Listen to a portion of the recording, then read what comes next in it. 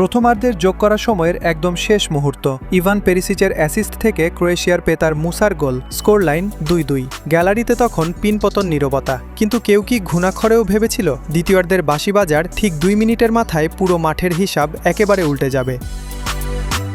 শুরু থেকেই এই ম্যাচটা ছিল নার্ভের চূড়ান্ত পরীক্ষা। মাত্র 9 মিনিটের মাথায় বড় একটা ধাক্কা। বক্সে ননি মাদুয়েকেকে ফাউল করে বসেন লুকা মদ্রিচের মতো অভিজ্ঞ প্লেয়ার। ভিআর সিদ্ধান্ত বহাল রাখল, পেনাল্টির বাঁশি বাজল। 12 মিনিটে স্পট কিক থেকে হ্যারি কেইন একদম বটম রাইট কর্নারে বল পাঠিয়ে দিলেন, কিন্তু ক্রোয়েশিয়া তো সহজে ছাড়ার পাত্র নয়। 36 মিনিটে পেতার সুচিচের পাস থেকে মার্টিন বাতুরিনার দূরপাল্লার শট টপ লেফট কর্নারে জড়িয়ে যায়। এরপর ডেকলান রাইসের ক্রস থেকে কেইনের দারুণ এক হেডার, আর প্রথমার্ধের শেষ মুহূর্তে মুসার সেই পাল্টাপাল্টি গোলে 2-2 সমতায় শেষ হয় প্রথম 45 মিনিট।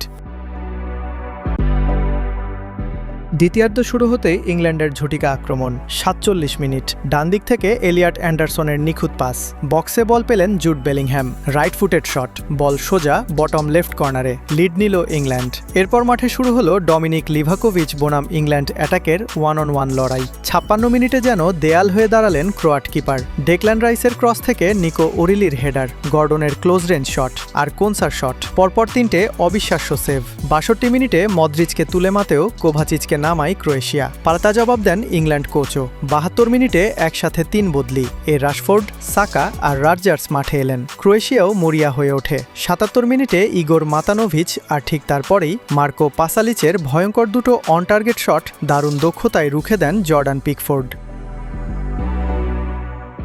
84 মিনিটে কোভাচিচের আরও একটা দুর্দান্ত শট সেভ করেন পিকফোর্ড, আর তার ঠিক 1 মিনিট পরেই 85 মিনিট। ক্রোয়েশিয়া যখন সমতায় ফেরার জন্য অল আউট পুশ করছে, ঠিক তখনই বুকায়ো সাকার দারুণ এক পাস। বক্সের মাঝখানে বল পেয়ে গেলেন বদলি নামা মার্কাস রাশফোর্ড। এক পলক দেখলেন, তারপর সোজা বট রাইট কর্নারে শট, 4-2। ম্যাচের ভাগ্য ওখানেই সিলগালা। 90 মিনিটের এই high voltage roller coaster ride যদি আপনারও পালস রেট বাড়িয়ে থাকে, তবে ফুটবলের এমন থ্রিলিং সব ইনসাইড আপডেট পেতে সাবস্ক্রাইব করে রাখুন রাশফোর্ড, সাকা, বেলিংহাম আর কেইন।